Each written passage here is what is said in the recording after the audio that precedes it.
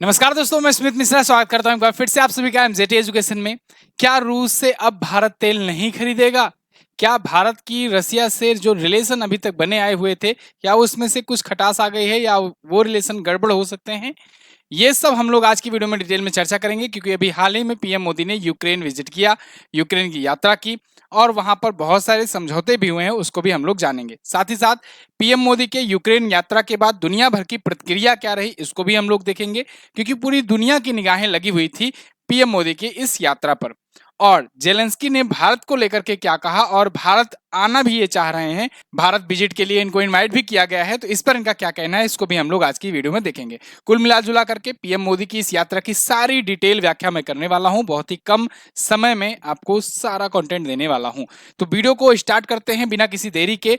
अच्छा, एक और रिक्वेस्ट है साथियों, आप लोग वीडियो को देखते तो हो रेगुलर, लेकिन सब्सक्राइब करना भूल जाते हो, तो सब्सक्राइब नीचे बटन बना हुआ है, उसको प्रेस कर लीजिए, जिससे आपको आने वाली वीडियोस जो हो उस पर नोटिफिकेशन आपको मिल जाया करे। तो आप ये जो भी इंटरेस्टिंग टॉपिक हो या इंपॉर्टेंट टॉपिक हो, इनका न्यूज आप तक सबसे पहले पहुंचता रहे। अच्छा, आपने देखा कि अभी जुलाई मंथ में पीएम मोदी गए हुए थे रसिया में, रसिया विजिट पर थे। वहां पर व्लादिमीर पुतिन से इन्होंने मुलाकात की, रसिया के प्रेसिडेंट से बहुत सारे मुद्दों पर बातचीत हुई, रसिया और इंडिया के रिलेशन पर बातचीत हुई। तब पूरी दुनिया फिर से बोल रही थी तब कि भाई देखो, इंडिया जो है ये रसिया से अपना रिलेशन बरकरार रखा हुआ है, रसिया को किनारे नहीं कर रहा है या रसिया की आलोचना नहीं कर रहा है। अभी उसके जस्ट कुछ दिनों के बाद यूक्रेन यात्रा पर पीएम मोदी गए, और पीएम मोदी यहाँ यूक्रेन से भी वार्ता किए और शांति मुद्दों को फिर से आगे रखे, जैसे कि एज यूजुअल किया जाता है। इंडिया हमेशा से रसिया और यूक्रेन कॉन्फ्लिक्ट में शांति का पक्षधर रहा है। इंडिया हमेशा से कहता आया हुआ है कि ये युद्ध का समय नहीं है और शांति वार्ता करनी चाहिए, डायलॉग और डिप्लोमेट से ही ये मुद्दे सुलझाए जा सकते हैं, किसी और तरीकों से नहीं। यहाँ पर अभी विजिट पर गए हुए थे पीएम मोदी, अभी पोलैंड और यूक्रेन की यात्रा पर थे। तो अभी यूक्रेन में 9 घंटों के लिए इन्होंने यात्रा की, 9 घंटों के लिए विजिट किया, और उसमें कई मुद्दों पर बातचीत हुई, कई समझौते भी हुए, उसको भी हम लोग देखेंगे। साथ ही साथ दुनिया भर की प्रक्रिया देखेंगे। लेकिन एक और जरूरी बात दोस्तों, yearly text book pass pro अब आपको 527 रुपए में मिल रहा है। एमजेटी कूपन कोड यूज करने पर 12% का डिस्काउंट मिलेगा आपको, नहीं तो ये प्राइजेस जल्द ही 699 पहुंचने वाली हैं। जिन लोगों ने अभी तक नहीं लिया है टेक्स्ट बुक पास प्रो, वो ले लें, वरना प्राइजेस बढ़ जाएंगे इसकी। आप टेक्स्ट बुक पास प्रो के तहत इंडिया के किसी भी एग्जाम की क्यों ना तैयारी कर रहे हो, आपको सभी एग्जाम्स के लिए मॉक टेस्ट, इसके अलावा प्रीवियस ईयर के मॉक टेस्ट सेट, आने वाले एग्जाम्स के लिए लाइव टेस्ट, और लाखों स्टूडेंट चूंकि यहाँ पर तैयारी करते हैं, इस वजह से आपको बेहतर कंपटीशन मिल जाएगा, डिटेल एनालिसिस मिलेगी हर एक एग्जाम के मॉक टेस्ट को सॉल्व करने के बाद प्रत्येक क्वेश्चंस के। तो इसका लिंक डिस्क्रिप्शन में दिया गया है, या फिर पिन कमेंट भी आप चेक कर लीजिएगा। आप लोग yearly text book pass pro लीजिए, जिससे साल भर आप किसी भी एग्जाम की तैयारी क्यों ना कर रहे हो, सबके मॉक टेस्ट वगैरह आप यहाँ पर प्राप्त कर पाओगे। यहां पर देखिए पीएम मोदी ने इस विजिट को लेकर के क्या कहा। इन्होंने कहा कि हमने कृषि प्रौद्योगिकी यानी टेक्नोलॉजी, फार्मास्यूटिकल यानी कि मेडिकल और अन्य क्षेत्रों के सहयोग को बढ़ावा देने के तरीकों पर चर्चा की, और साथ ही साथ सांस्कृतिक संबंधों को भी और ज्यादा मजबूत करने के लिए चर्चा की है। यानी 4 मुद्दों पर समझौते हुए हैं: एग्रीकल्चर, टेक्नोलॉजी, फार्मास्यूटिकल और कल्चर। इसके अलावा इन्होंने ये कहा युद्ध को लेकर के कि मैं आपको विश्वास दिलाता हूं कि मानवीय दृष्टिकोण से जो भी मदद हो सकेगी, जिस भी प्रकार से भारत की आवश्यकता होगी, भारत हमेशा आपके साथ खड़ा रहेगा। पीएम मोदी ने जेलेंस्की से ये बातें कही हुई हैं, क्योंकि जेलेंस्की ये कह रहा था कि बिना भारत के, और भारत जैसे देश जो अभी ऐसी सिचुएशन में है, जो किसी ना किसी डायरेक्ट या इनडायरेक्ट तरीके से रसिया की इकोनॉमी को फायदा पहुंचा रहे हैं, वही इस टाइम पर मदद कर सकते हैं यूक्रेन की इस युद्ध को खत्म करने में। तो इस पर पीएम मोदी ने यह कहा कि मानवीय दृष्टिकोण से, देखो ये बहुत बड़ा वर्ड है, अगर मानवीय दृष्टिकोण का मतलब यह हुआ कि अगर मानवीय दृष्टिकोण से किसी भी प्रकार की आवश्यकता होगी तो भारत साथ खड़ा है। अगर आप चाहते हो कि हमको गोला बारूद दे दो, हम रसिया पर और अटैक करें, इसमें भारत सपोर्ट नहीं करेगा। हाँ, अगर आप कहोगे कि चलो शांति पहल के लिए पहल करो, रसिया से भी बात करवा दो हमारी, या दोनों देशों को अपने नेतृत्व में सामने बिठा करके बातचीत करवा दो, युद्ध समाप्त हो जाए, इस प्रकार के हेल्प अगर चाहिए तो बिल्कुल इंडिया तैयार है। या फिर कोई मेडिकल आवश्यकता है, कोई मेडिसिन वगैरह चाहिए, या फिर आपको कोई एजुकेशन की जरूरत है, तो इन सब में हम लोग मदद कर सकते हैं मानवीय दृष्टिकोण से। ठीक है, Russia to face significant challenges if world stop buying its oil. Zelensky ने ये कहा। जेलेंस्की, पहले तो आप ये जान लो, व्लादिमीर जेलेंस्की जो हैं ये यूक्रेन के प्रेसिडेंट हैं और व्लादिमीर पुतिन रसिया के प्रेसिडेंट हैं। आई होप ये बेसिक चीजें तो आप लोग जानते ही होंगे, इस पर मैंने कई बार वीडियोज आपको दे दी हैं। तो यहाँ पर इन्होंने, जेलेंस्की ने कहा है कि अगर दुनिया भर के ऐसे देश जो डायरेक्टली या इनडायरेक्टली रसिया को फायदा पहुंचा रहे हैं उसकी इकोनॉमी में, अगर वो उनसे तेल खरीदना बंद कर देते हैं, तब उस पर बहुत सिग्निफिकेंट चैलेंज देखने को मिलेगा रसिया के लिए। रसिया के लिए बहुत ही प्रॉब्लम आ जाएगी, क्योंकि रसिया का, या कहें कि व्लादिमीर पुतिन, यहाँ पर इन्होंने कहा कि पुतिन जो है, इनको सबसे ज्यादा डर जो है वो है अर्थव्यवस्था खोने का। उनके पास तेल के अलावा कुछ है नहीं, अगर उनका तेल खत्म तो मतलब खेल खत्म, यह कहना है व्लादिमीर जेलेंस्की का। इन्होंने कहा है कि उनके पास एक तरह की ऊर्जा आधारित अर्थव्यवस्था है, यानी कि एनर्जी ड्रिवन इकोनॉमी है, और उसी पर वो निर्यात उन्मुख है, मतलब कि वो बेचने पर ही ज्यादा प्रॉफिट पाते हैं, इसी से उनकी इकोनॉमी चलती है। बाकी ना वो टेक्नोलॉजी में आगे हैं, ना और भी किसी सेक्टर में वो उतना आगे हैं। तो इस समय एनर्जी, जबकि आप, ऐसा इनका पूरा पूरा कहना सही नहीं है, कोई जरूरी नहीं है ये सब कुछ सही कह रहे हो, ये जो कह रहे हैं वो मैं बता रहा हूँ। वैसे तो आप रसिया को देखोगे तो इंडिया में लगभग 60% जो हथियार है, वेपन है, वो रसियन है। आप फाइटर प्लेन वगैरह देखोगे, सुखोई हुआ, मिग सीरीज हुई, ये सब रसिया से ही लिया गया था, है ना। और आज भी इसके अपग्रेडेड मॉडल या फिर इसका जो मेंटेनेंस है, ये सब रसिया के द्वारा किया जाता है। S-400 मिसाइल अभी हम लोगों ने रसिया से लिया है। तो ये सब चीजें, कोई जरूरी नहीं है कि ये एनर्जी आधारित ये कह रहे हैं तो ये बात सही ही हो। इनका ये मानना है कि मेन अभी के टाइम पर तेल ही इनका चल रहा है। अगर इंडिया तेल लेना बंद कर दे, अगर इंडिया रूसी संघ से ऊर्जा संसाधन आयात करना बंद कर दे, तब फिर उसको गहरी चोट पहुंचेगी और उनको हराया जा सकता है आसानी से। ये तो कहना था यूक्रेन का। अब ऊर्जा संसाधन का मतलब केवल तेल ही नहीं हुआ। ऊर्जा संसाधन का मतलब ये हुआ कि ऊर्जा के और भी स्रोत, जैसे कि यूरेनियम वगैरह के थ्रू भी मदद करता है रसिया। अभी आपने देखा था परमाणु रिएक्टर स्थापित करने में भी भारत की डील हुई थी कुछ महीनों पहले, है ना, उसमें भी भारत की मदद कर रहा है रसिया। तो इन्होंने एक थोड़ा सा डाटा दिया है, साथ ही साथ इन्होंने ये बताया है कि देखो, फरवरी 2022 में जब यूक्रेन पर आक्रमण हुआ, उस टाइम पर अगर देखा जाए तो भारत पर प्रतिबंध लगने के बावजूद पश्चिमी देश जो हैं ये भारत के द्वारा रूस तेल खरीदना जारी रखने की आलोचना करते रहे हैं कि भारत लगातार रूस से खरीद रहा है ऑयल वगैरह। उस टाइम पर अगर देखा जाए, यूक्रेन युद्ध के पहले या फिर उसी टाइम पर, जस्ट उस टाइम पर, तो टोटल जो इंडिया का आयातित तेल था, जो टोटल तेल खरीदता था इंडिया, वो रसिया से 1% से भी कम हुआ करता था।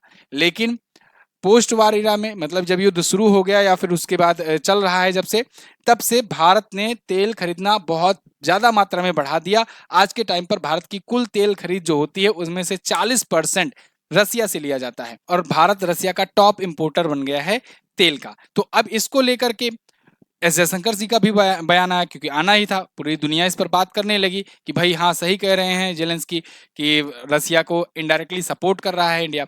और आपने देखा भी था कि यूक्रेन वाले मामले में, जब यूक्रेन चल रहा था युद्ध, और उस टाइम जब अचानक से भारत ने मात्रा बढ़ा दी थी रसिया के ऑयल खरीदने की, तो यूक्रेन ने बड़बोलापन में आकर के एक बयान भी दिया था कि इंडिया जो है या ऐसे और देश जो है जो रूस से तेल खरीद रहे हैं और रूस की इकोनॉमी को सपोर्ट कर रहे हैं, तो समझिए वो यूक्रेन के सोल्जर्स का खून खरीद रहे हैं। तो ऐसे भी बयान दिए थे शुरू में, लेकिन फिलहाल भारत ने जारी रखा। यहाँ पर भारत के विदेश मंत्री ने इनको स्पष्ट किया कि देखो, रसिया से हम लोग ऑयल खरीद रहे हैं तो इसका मतलब ये नहीं है कि केवल इंडिया को ही फायदा है, इससे वर्ल्ड इकोनॉमी को भी फायदा है, और ये वर्ल्ड इकोनॉमी के लिए भी जरूरी है। पीएम मोदी ने भी ये बात वहां पर कही हुई थी एक बार, जब पीएम मोदी ने रसिया की विजिट की थी, उस टाइम भी बताया था कि इंडिया और रसिया का जो रिलेशन रहा या बीच में जो इम्पोर्ट एक्सपोर्ट बढ़ा, ये ना सिर्फ इंडिया के लिए फायदेमंद रहा बल्कि वर्ल्ड इकोनॉमी को भी स्टेबलाइज करने में भी ये कामगार साबित हुआ। कैसे, इसको समझते हैं आप। देखिए, भारत रसिया से खरीदता है क्रूड ऑयल। क्रूड ऑयल का मतलब होता है कच्चा तेल, ठीक है ना। कच्चा तेल का मतलब कि ये पेट्रोलियम, पेट्रोलियम खरीदेगा और उसको फिर रिफाइन किया जाता है। आप बहुत सारी रिफाइनरीज कंपनीज देखते होंगे इंडिया में। इंडिया काफी ज्यादा पॉपुलर है रिफाइनरी करने के लिए, जैसे कि आप IOCL देखो, रिलायंस इंडस्ट्रीज देखो, ठीक है ना, BPCL देखो, बहुत सारी रिफाइनरी कंपनियां हैं भारत में। ये क्या करती हैं, इस कच्चा तेल को या पेट्रोलियम को लेकर के इनको रिफाइन करती हैं। उसके बाद इसी में से पेट्रोल, डीजल, मोबिल ऑयल, बाकी के ऑयल्स, उसके बाद नीचे मिट्टी का तेल, उसके बाद सबसे नीचे होता है आपका ये कोलतार वगैरह। तो ये सब रिफाइन होकर के जो ऑयल बनते हैं, इनका यूज किया जाता है गाड़ियां या बाकी प्रकार के ईंधन के रूप में। अब भारत रिफाइन करता है कच्चा तेल लेकर के, फिर उन रिफाइंड ऑयल को तब ये बेचता है। और कहाँ बेचता है, ये यूरोपियन कंट्रीज को बेचता है। आप इंटरेस्टिंग चीज आपको जानकर हैरानी होगी कि बाकी की जो वेस्टर्न कंट्रीज हैं, यूरोपियन कंट्रीज हैं, ये रसिया से ऑयल परचेज करना बंद कर दिए थे, क्रूड ऑयल लेना बंद कर दिए थे, लेकिन इंडिया से ये लोग रिफाइंड ऑयल खरीद रहे थे। तो आप समझो कि रसिया से इंडिया क्रूड ऑयल ले रहा है, उसको रिफाइन कर रहा है और उसके बाद उसी को यूरोप को बेच रहा है।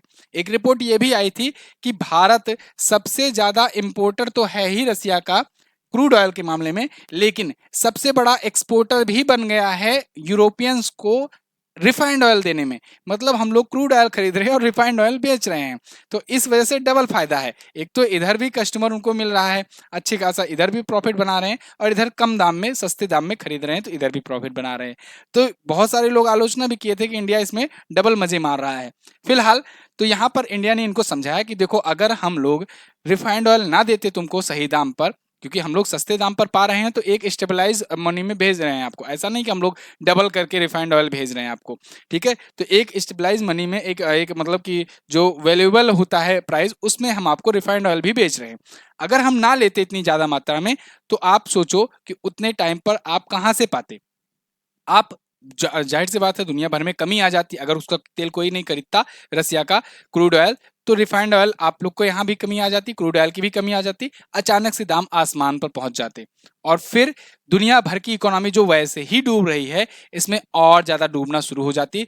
दुनिया भर में बहुत सारे जो छोटे छोटे देश है ना, छोटे मोटे, वो खत्म हो जाते, जैसा आपने देखा भारत के पड़ोसी देशों के साथ हाल हुआ है। तो ऐसे और भी बहुत सारे यूरोपियन कंट्रीज के साथ भी देखने को मिल सकता था, लेकिन यहाँ पर भारत ने ना सिर्फ भारत का फायदा देखा, बल्कि वर्ल्ड इकोनॉमी को भी स्टेबलाइज किया। ये कहकर विदेश मंत्री एस जयशंकर ने इनको अच्छे से समझा दिया कि देखो ये जरूरत थी। और दूसरी बात कि देखो, पीएम मोदी गए जेलेंस्की से मिलने, यूक्रेन की यात्रा किए। यूक्रेन जब से 1991-92 में जब से यूएसएसआर अलग हुआ तो यूक्रेन अलग से देश बना, तब से कोई भी भारतीय प्रधानमंत्री वहां गया नहीं था। पहले प्रधानमंत्री बने ये वहां जाने वाले, और उसके बाद जाहिर सी बात है जब हम गए हैं तो फिर हम आपके यहाँ अपने यहाँ भी बुलाएंगे, तो उनको इनवाइट भी किया गया। तो ऐसे में यूक्रेन के लिए यूक्रेन के प्रेसिडेंट को इनवाइट भी किया गया है, हो सकता है वो जल्द ही आए। इस पर जेलेंस्की ने यह भी कहा है कि हम महान देश की यात्रा करने के लिए उत्सुक भी हैं, जल्द ही हम आएंगे। तो यूक्रेन के प्रेसिडेंट आने के लिए भी तैयार है। अब बात करते हैं हम लोग कि इस पर विदेशी मीडिया की प्रतिक्रिया क्या रही, क्योंकि फॉरेन मीडिया जो है इस मामले में बहुत तेजी से निगाहें लगा करके बैठी हुई थी, क्योंकि भारत ही इकलौता ऐसा बड़ा देश था जिसने हथियार नहीं डाले थे, स्पष्ट नहीं किया था कि हम किसकी तरफ हैं। उसने कहा कि हम शांति के पक्षधर हैं और हम अपनी तरफ हैं, ना हम रसिया की तरफ हैं, ना हम अमेरिका की तरफ हैं या यूरोपीय देशों की तरफ हैं, हम अपनी तरफ हैं। तो इस मामले पर जब अभी विजिट हुआ तो क्या कुछ कहना था इस पर, तो सबकी निगाहें लगी हुई थी। एक एक करके देखते हैं किसने क्या कहा है, किसने क्या प्रतिक्रिया दी है। सभी बड़े न्यूज अखबारों ने बढ़िया से रिपोर्ट पब्लिश की हुई है। न्यूयॉर्क टाइम्स से शुरू करते हैं। अमेरिका का न्यूयॉर्क टाइम्स, इसने कहा है कि भारत की विदेशी नीति जो है ये बहुत अच्छी है, इसको सराहा है इसने, और लिखा है कि पीएम मोदी जो है युद्धग्रस्त रूस और यूक्रेन दोनों के साथ अपने संबंधों को सावधानी पूर्वक बनाकर के चल रहे हैं। रसिया यूक्रेन युद्ध चल रहा है, लेकिन दोनों से अपने रिलेशन अच्छे चल रहे हैं, ठीक ठाक चल रहे हैं। बीते महीने मॉस्को दौरे पर थे, जैसा कि मैंने आपको बताया 6 हफ्ते पहले राष्ट्रपति पुतिन से वो मिले। भारत रूस का अहम व्यापारिक साझेदार है ही, इंडिया रसिया का ट्रेड पार्टनर अच्छा है ही, और डिफेंस के मामले में भी और ऑयल वगैरह के मामले में, एनर्जी सेक्टर में भी। भारत ने जून में यूक्रेन में शांति समझौते में अपना प्रतिनिधि भेजा भी था। यूक्रेन में जब शांति समझौता था भारत के प्रतिनिधि वहां पर गए थे, लेकिन जब यूक्रेन में शांति के लिए अन्य सम्मेलन एक हुआ तो उसमें भारत शामिल नहीं हुआ था। कभी कभी थोड़ा सा शामिल भी हो जाते हैं, थोड़ा थोड़ा नहीं भी होते हैं, मतलब होता है ना एक बच बच के चलने वाला, कि थोड़ा सा हम ये भी दिखा देंगे कि हाँ हम आपके पक्ष में खड़े हैं, लेकिन बहुत ज्यादा अग्रेसिव भी नहीं खड़े रहेंगे। बहुत ज्यादा अगर आप कहोगे कि नहीं बस आलोचना ही करो, तब भी नहीं करेंगे। बीबीसी ने क्या कहा, बीबीसी ने कहा कि यूक्रेन के राष्ट्रपति के साथ मुलाकात के दौरान पीएम मोदी ने युद्ध के हालात में भारत कभी भी तटस्थ नहीं रहा है, पहले दिन से भारत शांति का पक्षधर रहा है, ऐसा कहा। पीएम मोदी ने ये बातें वहां पर कही थी, ये उन्होंने बताया बीबीसी ने। बीबीसी ने अपने रिपोर्ट में इस बात की प्रमुखता से प्रकाशित किया है। हालांकि रिपोर्ट में इस मुद्दे को भी उठाया गया है कि भारत कभी भी रूस के यूक्रेन पर हमले की आलोचना नहीं किया है। भारत ने कभी आलोचना खुल करके नहीं किया है कि रूस ने यूक्रेन पर गलत तरीके से हमला किया या फिर हमला करके गलत किया, ऐसा नहीं कहा है। भारत ने ये जरूर कहा है कि ये समय युद्ध का नहीं है, ये समय डेवलपमेंट या आगे का है, और अभी युद्ध नहीं करना चाहिए, या फिर युद्ध को खत्म करने का तरीका शांति है या फिर डिप्लोमेटिक है, डायलॉग है, इन सबको लेकर के भारत जरूर कहा है, लेकिन भारत कभी खुल करके रूस की आलोचना नहीं कहा है, ये कहना है बीबीसी का। फिर द गार्जियन का क्या कहना है? द गार्जियन का कहना है कि यूक्रेन के राष्ट्रपति व्लादिमीर जेलेंस्की के बयान को शीर्षक में इन्होंने लिया और जेलेंस्की ने पीएम मोदी के यूक्रेन दौरे को ऐतिहासिक जिसमें करार दिया था वो इन्होंने टाइटल रखा। पीएम मोदी के यूक्रेन दौरे को लेकर सोशल मीडिया पर एक पोस्ट साझा किया था जेलेंस्की ने और इसमें जेलेंस्की ने कहा कि आज इतिहास बना। इसके अलावा भारत के प्रधानमंत्री ने देश की स्वतंत्रता के बाद पहली बार यूक्रेन का दौरा किया है। भारत ने यूक्रेन की संप्रभुता और क्षेत्रीय अखंडता का समर्थन किया है। अहम यह है कि दुनिया भर के देश संयुक्त राष्ट्र चार्टर का सम्मान करें, ये कहना था द गार्जियन का। सीएनएन ने क्या कहा है इसको भी देख लेते हैं। अमेरिका का प्रमुख मीडिया चैनल है। इसने पीएम मोदी के यूक्रेन दौरे पर लिखा कि पीएम मोदी का यह दौरा उनके रूस के दौरे के कुछ हफ्तों बाद ही हो रहा है। भारत द्वारा युद्ध विराम की लगातार अपील की जा रही है, लेकिन भारत ने अभी तक रूस की आलोचना से खुद को दूर रखा है। ये भी कह रहे हैं कि भारत अपील तो कर रहा है शांति का, लेकिन रूस की आलोचना नहीं कर रहा है, क्योंकि भारत रूस की अर्थव्यवस्था के लिए लाइफलाइन का काम कर रहा है और बड़ी संख्या में रूस से तेल का आयात कर रहा है। मतलब सबसे ज्यादा बुरा इन्हीं को लग रहा है भाई। पीएम मोदी के उस बयान का भी इन्होंने जिक्र किया जिनमें उन्होंने कहा था कि किसी भी समस्या का हल युद्ध के मैदान में नहीं हो सकता है और डायलॉग और डिप्लोमेट से ही ये रिलेशन सही हो सकते हैं। तो फिलहाल मैंने आपको दुनिया भर की प्रतिक्रिया भी बताई और इस विजिट के बारे में पूरा डिटेल व्याख्या भी की है। आपको वीडियो कैसी लगी है कमेंट करके जरूर बताइएगा। आगे कुछ भी नया अपडेट आता है तो मैं आपको जरूर बताऊंगा। आप चैनल को सब्सक्राइब जरूर कर लीजिए। वीडियो पसंद आया है तो लाइक कीजिए, अपने साथियों के साथ शेयर कीजिए। मिलते हैं साथियों अगली वीडियो में, तब तक के लिए नमस्कार, जय हिंद, वंदे मातरम।